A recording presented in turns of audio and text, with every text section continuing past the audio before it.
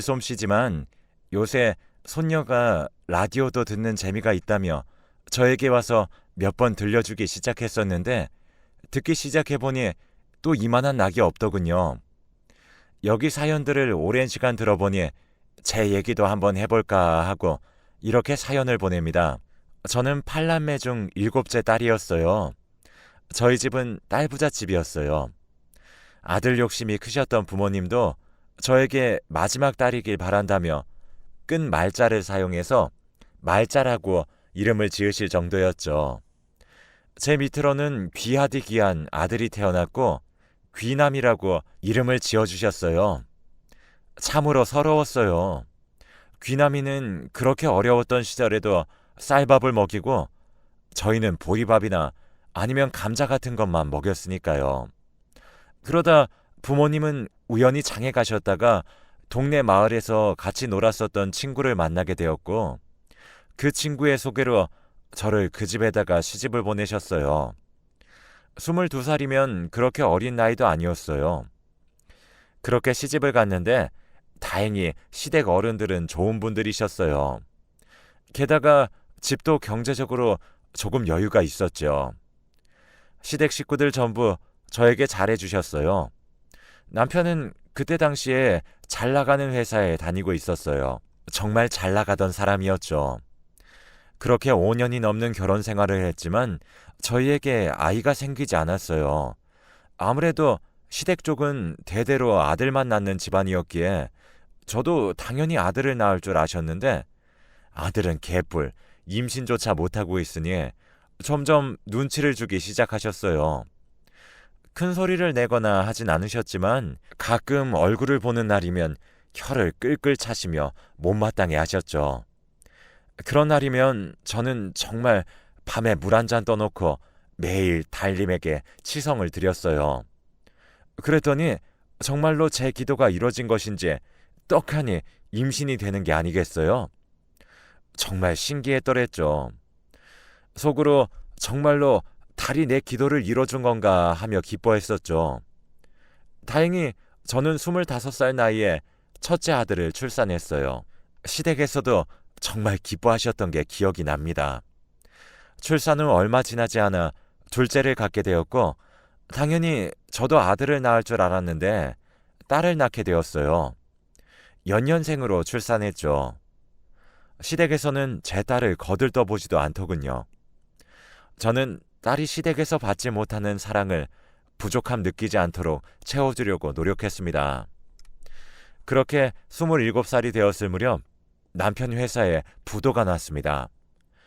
남편의 회사에서는 정리해고에 만회하며 엄청 시끄러워졌었는데 어쩔 수 없이 제 남편이 정리해고를 당하고 말았죠. 그렇게 잘 나가던 남편이 한순간에 바닥에 나앉게 된 겁니다. 그런데 너무 기가 막힌 건 시댁도 그렇고 남편도 그렇고 이 모든 것을 제 딸아이의 탓을 하는 겁니다. 제 딸 때문에 이렇게 된 것이라고 하면서 말이죠. 그렇게 5년 정도 정말 온갖 구박을 받으면서 지냈어요. 모욕적인 말도 많이 들었고 그런 말을 혹여나 제 딸이 들을까 싶어 시댁이 오는 날이면 친정으로 보내곤 했었죠. 이렇게 버틸 수밖에 없었던 건 시댁은 IMF가 터질 당시에도 끄떡 없었는데 주식이라고 하나요? 그런 걸 해가지고 어떻게 메꾸었다고 해요. 그러다 보니 저희에게 달마다 생활비도 주시고 그랬던 터라 그런 모욕적인 말을 감수해가며 참을 수밖에 없었죠. 그렇게 예쁜 딸은 국민학교에 들어갈 나이가 되었어요.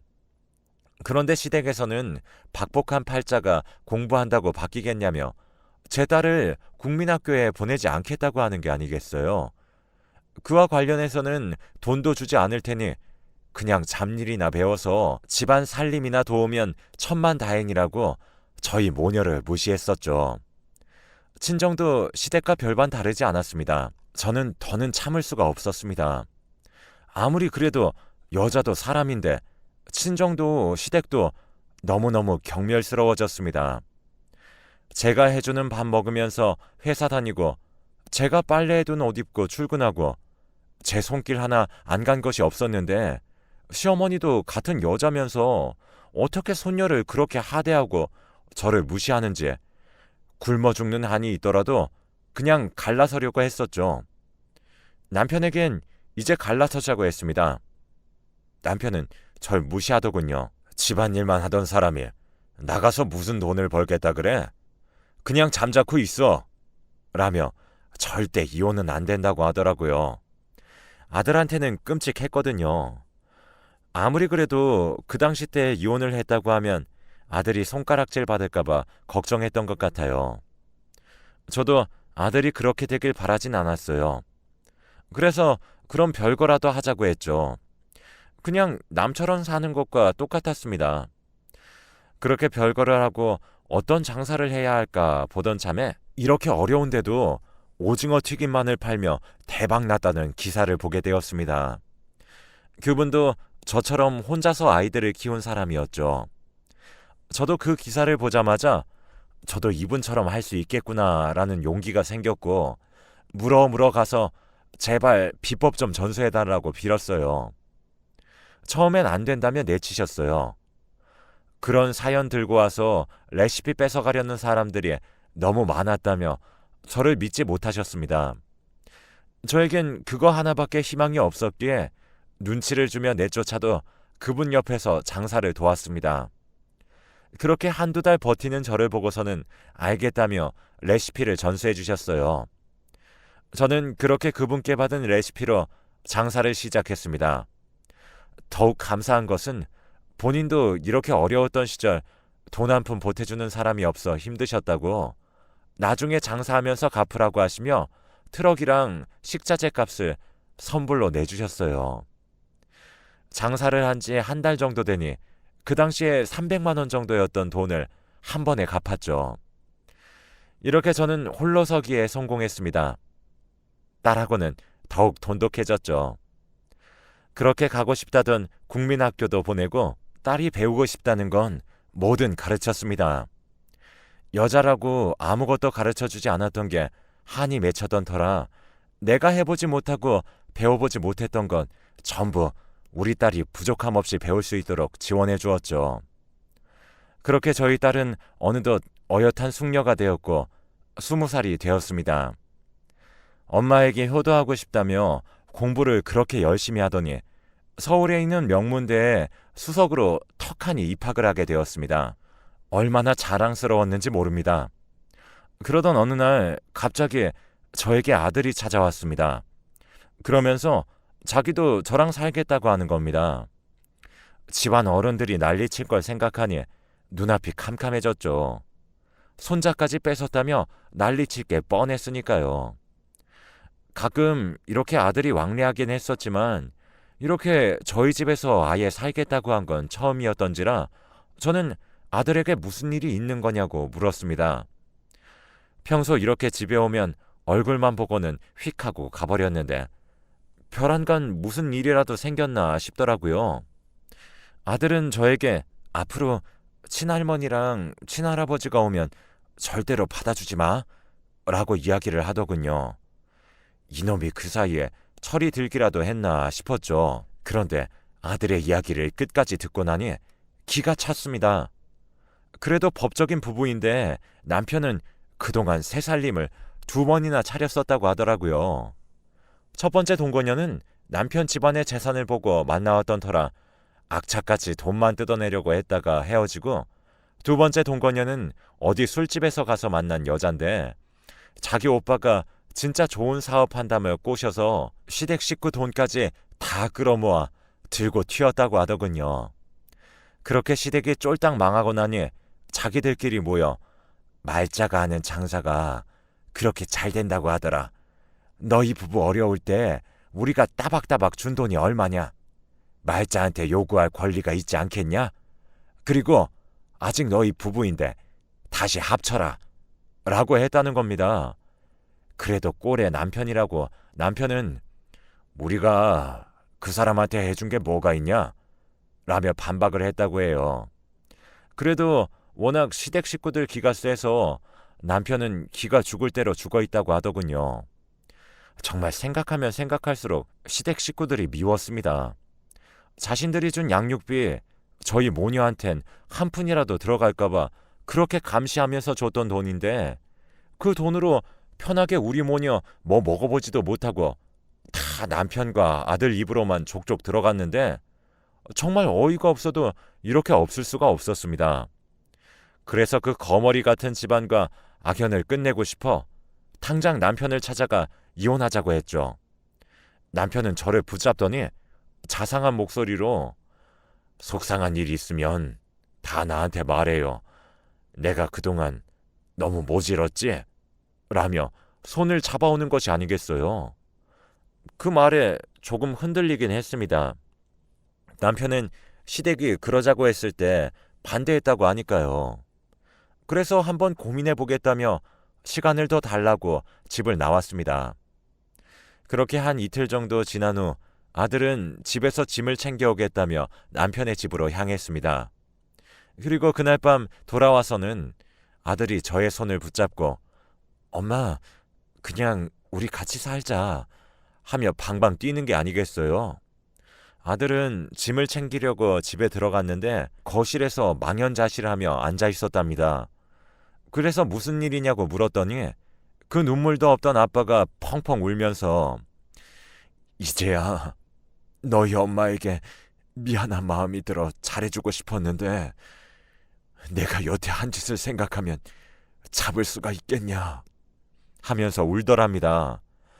그러면서 하는 말이 시댁에서 한 번 더 쳐들어와서 남편에게 빨리 가서 돈 뜯어오라고 밀쳤는데 도저히 그럴 수가 없어서 인연 끊자고 쫓아내버렸다고 합니다. 저는 그렇게까지 듣고 나니 이 사람이 드디어 정신을 차린 건가 싶었습니다. 그렇게 저희 가정은 다시 합치게 되었고요. 남편은 정말로 여태까지 내가 남편을 잘못 알았나 싶을 정도로 다정해졌습니다. 나름대로 일도 열심히 구하려고 하고 딸하고도 데이트도 하며 여태까지 제대로 해주지 못한 것들 몽땅 몰아서 정말 좋은 남편과 아빠로서의 역할을 해줬어요. 그렇게 한 달 정도 합쳐서 지냈는데 일을 끝내고 돌아온 어느 날 집안이 쑥대밭이 되어 있는 게 아니겠어요.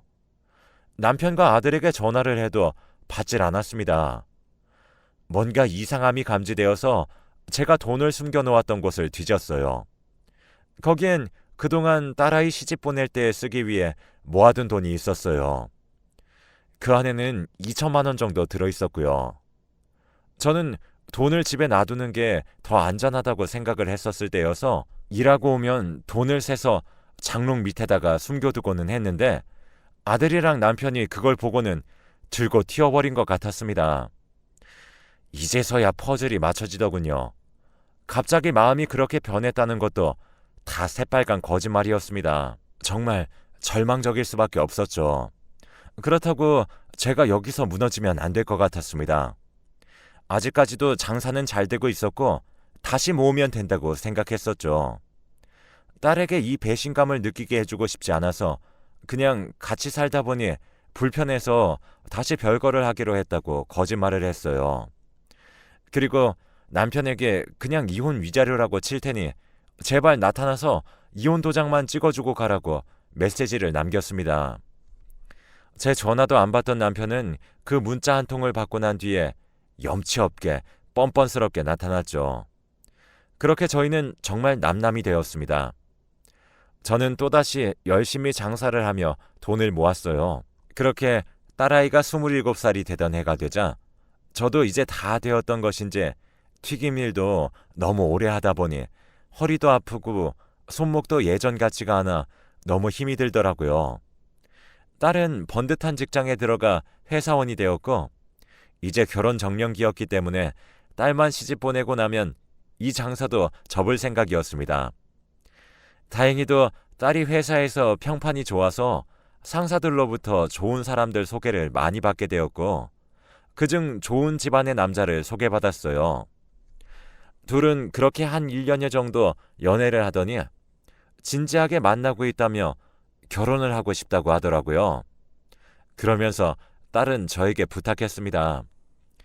엄마, 사실 내가 홀어머니 밑에서 자랐다는 얘기를 할 용기가 안 났어.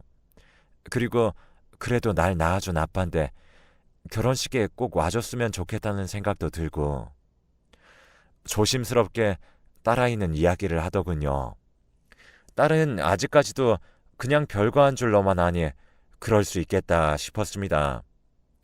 또 세월이 많이 지나 이혼 여성에 대한 시선도 전과 같지 않긴 했지만 그래도 아빠의 빈자리가 이럴 때 드러난다고 생각하니 저도 빈자리로 치르는 게 마음에 걸렸고 전 남편에게 전화를 했더니 다행히도 자식은 자식인지 그렇게 하겠다고 하더라고요. 그렇게 상견례 준비를 하고 있었는데 갑자기 상견례 하루 전날 전 남편이 실종이 되었다고 하는 게 아니겠어요. 이게 무슨 일인가 싶어 경찰서로 갔더니 전 남편은 여태 과일을 여기저기서 떼어서 과일 장사를 하고 있었는데 갑자기 마지막 행선지에서 증발되듯 사라져버렸다고 하더라고요. 그때 당시엔 CCTV 이런 것도 없었고 그냥 목격자만 나타나길 바라는 상황이었어요. 저는 사돈에게 연락을 해서 상황을 설명드렸고 사돈은 집안에 그런 큰일이 있는데 당연히 기다려줄 수 있다며 같이 전 남편을 찾는 것을 도와준다고 하더라고요. 그렇게 한두 달이 지났는데도 목격자는 나타나질 않았고 정말 이대로 어디서 죽어버린 건 아닐까 싶었습니다. 사돈네도 뭐 며칠이면 돌아오시겠거니 했는데 생각보다 기간이 길어지니 지쳐하는 기색이 보이더라고요. 그래서 저는 사돈네만 괜찮다면 일단 상견례 진행하고 결혼식도 준비를 하자고 했습니다. 그래서 저희 딸이 상견례를 마치고 결혼 준비로 들떠하며 바쁜 시간을 보내고 있었습니다. 그러다 딸이 하루는 저에게 부탁을 하더군요. 자신이 결혼 준비로 바빠서 시댁 어른들 선물을 준비했는데 가져다 줄 시간이 없다고 저더러 시댁 식구들 집 앞에 두고 와주면 안 되겠냐고 하더라고요.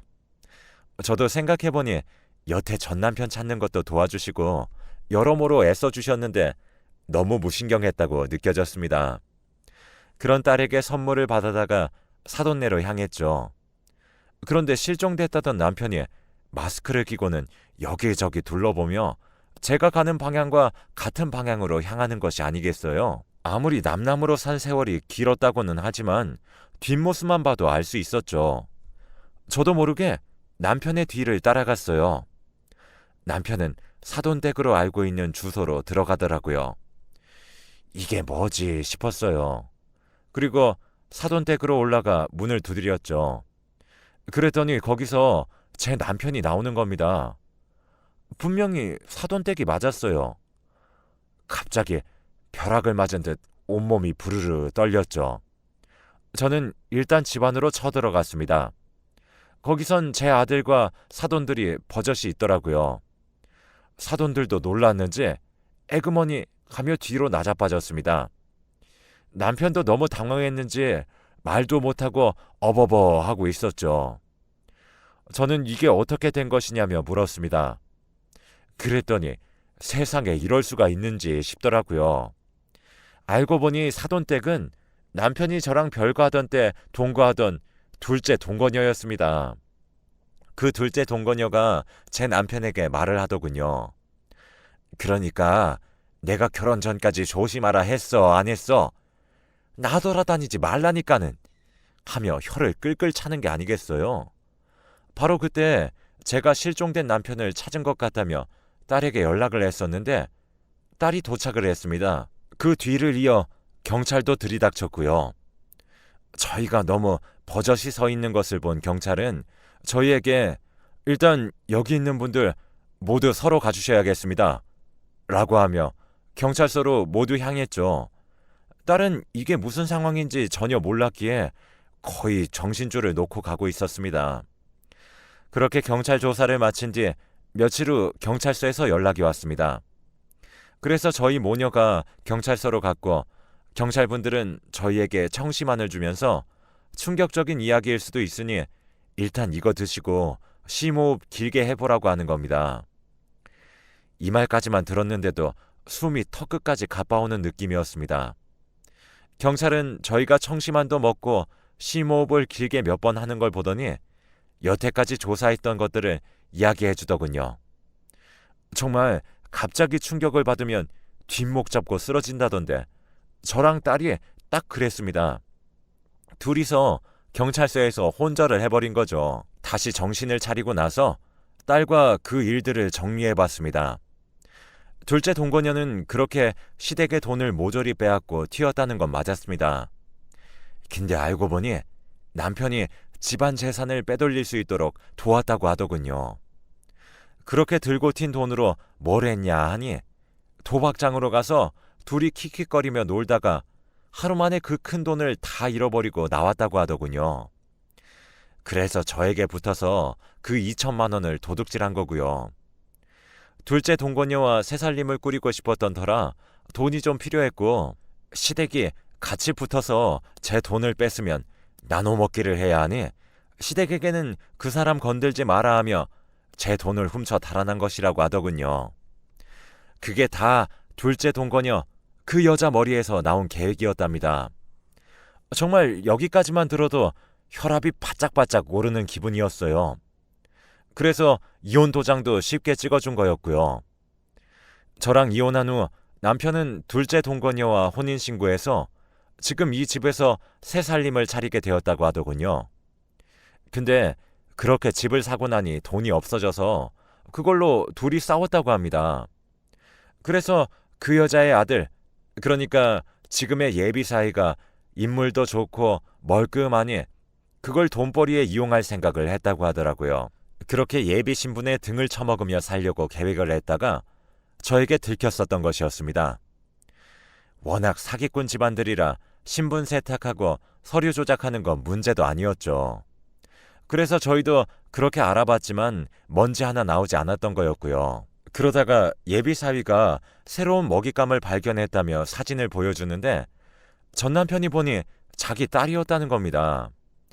그런데 이 못된 놈이 자기 딸이면 보호해 주려고 했던 게 아니고 그 집안은 자기가 안다며 주동을 했다고 하더라고요. 정말 이런 천벌받을 놈이 있나 싶었어요. 딸인 걸 알게 된 사돈네는 똘똘 뭉쳐 어떻게 돈을 뜯어낼까 고민하고 있었던 차에 머리 아픈 일이 생긴 거죠. 딸이 본인의 친아버지를 결혼식에 모시고 싶다고 했으니까요. 뒤에서 남 등쳐먹는 건 잘했지만 연기를 잘할 자신은 없었다고 하더라고요. 그래서 남편은 그날 치밀하게 동선까지 짜고 사라진 척을 한 거였죠. 경찰도 예상이나 했겠습니까? 사돈댁에 있으리란 사실을요. 그렇게 전 남편과 사돈네 예비 사위 모두 사기죄로 고소했고 여태까지 사기를 당한 사람들이 그 소식을 듣고 자기도 사기를 당했다며 고소하는 통에 최종 7년이라는 징역을 선고받게 되었습니다. 시댁도 한바탕 난리가 났더군요. 자기 아들이 동거녀랑 짜고 친 고스톱에 놀아난 거니까요. 아무튼 딸은 그렇게 큰일을 한번 겪고 나더니 절대 시집은 안 갈 거라며 죽어라 일만 하더니 인연이란 것이 있는지 35살이 되던 해 정말 좋은 사윗감을 만나 결혼을 했습니다. 저도 딸을 그렇게 시집 보내고 나서는 장사를 접고 그동안 모았던 돈들로 집을 한 채 사서 요양하듯이 보내고 있죠. 원래는 좀 딸내랑 멀리 떨어져서 살려고 했는데 제가 딸복은 타고난 건지 절대 멀리 가지 말라고 호통을 치는 통에 딸내와 30분 거리에 있는 집에 살게 되었죠. 지금은 손녀가 벌써 24살이 되었으니 저도 그만큼 나이를 먹어 80대가 되었네요.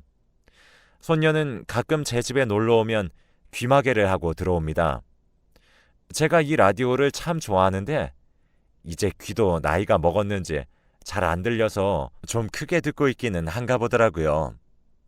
이런 말 쑥스럽지만 사실 저도 20년 전 요 근처 노인정에서 선비처럼 온화한 성품인 동년배 할아버지랑 연애란 것을 하고 살다가 합쳤습니다. 그렇게 구박만 받던 세월이었는데 지금은 애써 기억해내려고 해야 간신히 기억이 날 정도로 행복하게 지내고 있답니다. 여러분들도 힘든 시절들이겠지만 이 노인네 사연 들으면서 힘내시길 바라겠습니다.